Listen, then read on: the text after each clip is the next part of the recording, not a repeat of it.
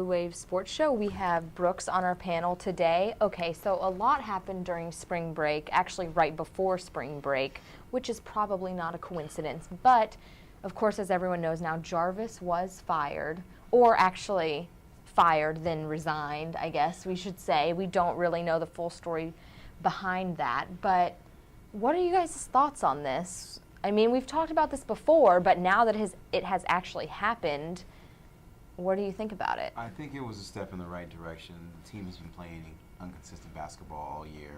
I thought we should have won some games. We should have won, and we haven't. So I think they made the right move to fire him and hopefully go forward and get some good talent around. I mean, honestly, Brooks said, it was a great move by FAU. When you only have one winning season out of your 6 years as a tenure here, and also you had 8 players transfer, and these weren't players that from the former head coach. It was guys that he recruited. So it's like he's either coaching something wrong or these players. And it's not like he's had a long career here. When you say he's had 8 players transfer, that's only after 6 seasons. Yeah. I mean, who knows how many are going to transfer after this season. But, I mean, and like he's had 5 losing seasons. So I do feel like, and apparently him and Pat Chun do not have much of a relationship. So do you kind of think that that was inevitable, even if he had done well this season, eventually it was going to happen? Just based on his previous seasons? Right. If you come in, Mr. Chun's been trying to make some moves and better the program. 5 seasons in a row, you're not going to, I don't think you deserve to be re-signed.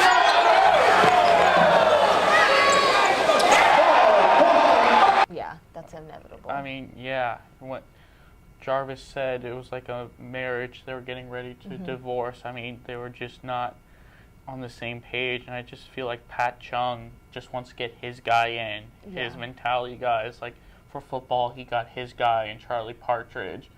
For our women's basketball team, he got his guy or his girl.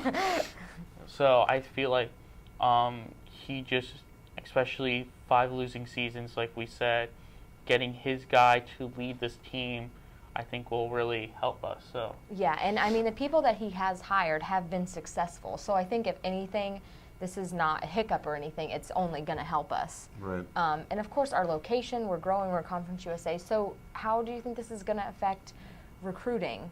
Do you think maybe this year it will kind of set us back? I think it will. It'll show, unfortunately, it may show some of the new recruits that we may look like an unstable program, but I think once we get who we need to get and we can start recruiting some talent, like you said, we're in a Conference USA where we play some decent teams and we're on, we'll play some national teams on national level. So I hope that we can get someone in here with a location in the school.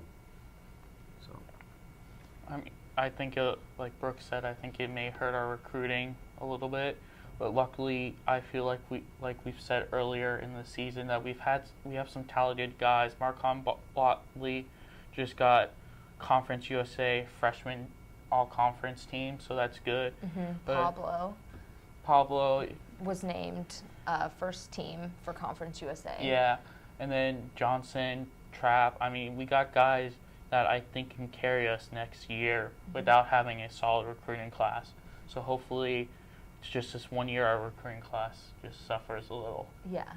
Okay, so moving on, let's talk about NFL. Of course, it is now free agency season, which is very exciting. So I just want to hear both of you kind of what your take on what has happened so far, who you're excited about, who surprised you. Well, I'll let you talk first because I know you're your team. I mean, today. Well, I was surprised Akeem Talib going to the Broncos. I really thought he was going to go to the Patriots. I'm also very surprised that Oakland has really done nothing. I mean, they had like $60 million in cap space to spend, and they've only spent like maybe $9 million of that. But I mean, so far, other than those things, it's basically gone as I thought. I really think there's a lot of teams like the Bucks, the Falcons, and the Broncos have added a lot of key guys to help build their team. So, and then it's early in free agency, so a lot of teams are still trying to figure out what they want. So Yeah, it's still early. I love the moves that Denver has made so far. Miami's made a couple moves, but I feel like they've overpaid for some of their offensive player. But they did get Brandon Albert, I think, so that was a good move for them. They need to shore up that line, because Tannehill was one of the most sacked quarterbacks in the league. So I think that was a good move for Miami. They're trying to get better. The Browns have made a couple moves, which is nice. I'd like to see Cleveland come up. But besides that, it's been kind of quiet. There's still a lot of names out there. Still a little second and third tier guys that won't go for maybe a week or so. And I'd like to see. I know that the Buccaneers just signed Josh McCown, so he could possibly be their quarterback. I don't know. So. What are you guys thinking about guys like you mentioned, second, third tier guys, guys like Michael Vick? Like, what do you see happening with him and other players kind of in his same situation? Well, I mean, for Michael Vick and other players like a Jared Allen, or even all the receivers that we have like Decker, Golden Tate, and stuff like that, I feel like they're trying to figure out their best situation. And for Michael Vick, I feel like he's thinking, okay, I could probably start for the Jets, but is that my best move, or should he go back to the Eagles? And then obviously a lot of the wide receivers are either trying to get paid or figure out if they can go to a team that can win now. So I think they're mainly just going to visit with the general managers and all that of the teams that are interested in them right now, Brooks is saying. Yeah, I would like to see where Mike Vick goes. I have no idea. There's a lot of guys. Jason Avant, he just got released. No Sean Rhino. I'd like to see where he goes. So there's a lot of moves to be made. And, okay, and while we're on the NFL, let's just go ahead and bring up the draft. Because now with some of these free agencies happening, where do you think that is going to leave teams when it comes to the draft? What spots they need to fill where? And who do you think is going to go first? I like Javon Clowney, but I don't know if he goes, because eventually we'll be able to pay him and J.J. Watt if let's say he is #1 pick talent, and are they going to be able to pay him in a couple years? You need a quarterback. You have the sexy pick is Johnny Manziel. I like it, but I mean I think that there's a lot of question marks for him to go round 1, pick 1.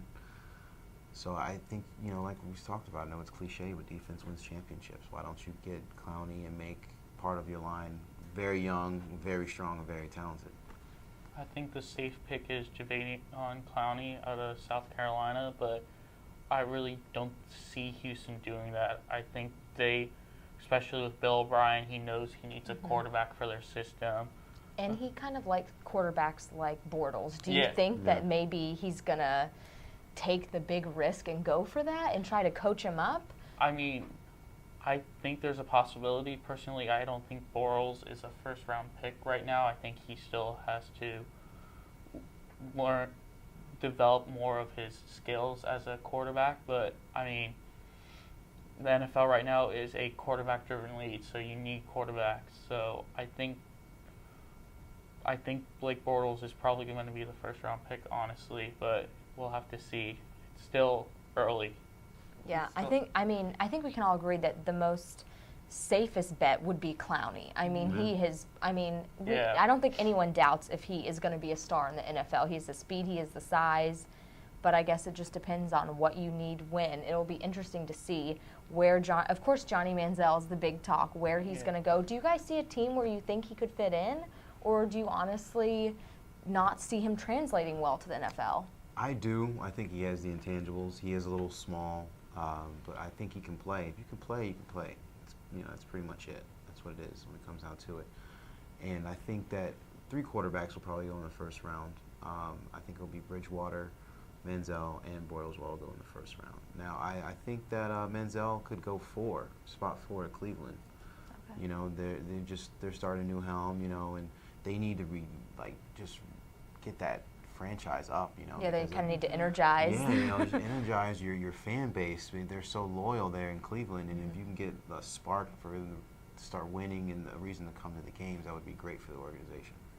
I mean, Johnny Manziel, he definitely has the arm to play in the NFL. The only question I have is his size. I mean, he came in at 6 foot at the combine, underweight. He seems like a Michael Vick to me, and the way he played in college, he's not going to last 3 seasons, in my opinion, playing like that in the NFL. So I think if he changes his game, then yeah, he can make it in NFL. Also, I feel like his ball security is questionable sometimes when he's running out of the pocket, but that's something he can change. But we'll have to see. But I agree with Brooks. I think Cleveland's a team to look out for. Also, the Jaguars would be someone. Let's give them credit. I mean, I know it is college, but I mean, he played in the SEC, and there's nothing closer for pro football than the SEC. I mean, this is the creme de la creme for competition. That is true, but at the same time, NFL players are bigger, faster, and stronger. Oh, of course. I totally agree with you. I agree. I think the only way he's going to be able to translate well is if he goes to a team where he doesn't have to start right away and the pressure isn't on him. If he could go with a team that maybe he could second string and be coached and watched and kind of have a mentor, then I think he might have a chance. But to just throw him out there and be kind of the lifeline for that team, I mean, and you know, like, look at Tim Tebow. You know, I mean, he's a broadcasting now. That's as far as his football career went. Yeah. So it'll be interesting to see. But definitely, you don't think first round, first pick? No team is going to take that chance? I mean, I think there may be a team that takes that chance. I just don't think the Texans are going to take that chance. And I think Cleveland, if they really think the Texans are, they may go up, because I've heard Cleveland really wants to get Johnny Manziel to boost their crowd attendance and stuff like that. But other than that, I really don't see him going first round, first pick. I feel like it's that classic question: do you draft for need, or do you draft best player available? You know, and I feel that whatever you need more, if you have the best player on the board available, I feel like you take him, because it's talent. You can't coach talent. Yeah, it'll be interesting to see what Houston does, because as we've said, you know, they don't necessarily need Clowney, but obviously he seems like the smartest, safest bet. So that will be interesting to see. And other things coming up. Okay, of course, we have the NBA going on, getting closer to playoffs. LeBron is heating up, of course, right on time, as always. So what are your top picks for the East right now? Some things have happened. Obviously, Miami, I'm assuming is still in your top 2 for the East? Miami is definitely my top 2. Indiana is Indiana. They're going to be playing. They're going to be ready. Andrew Bynum actually played the other night and showed like he actually has a brain and he wants to play on the team and not act like a knucklehead. And if they can get him going, you know, sharing the basketball, 2 7-footers, I mean, it's going to be pretty intense. What do you think for East? I got to agree with Brooks. The 2 top teams in the East right now are the Heat and the Pacers, but Brooklyn Nets are also playing really well right now. So I wouldn't be surprised if they kind of made a run and maybe jumped over the Pacers in the playoffs, but it's hard to tell. But. And what about Chicago? Is that kind of maybe a sleeper pick we should be looking out for? I feel like they're a very resilient team. They're very well coached. They have a lot of heart. You know, like Joakim Noah.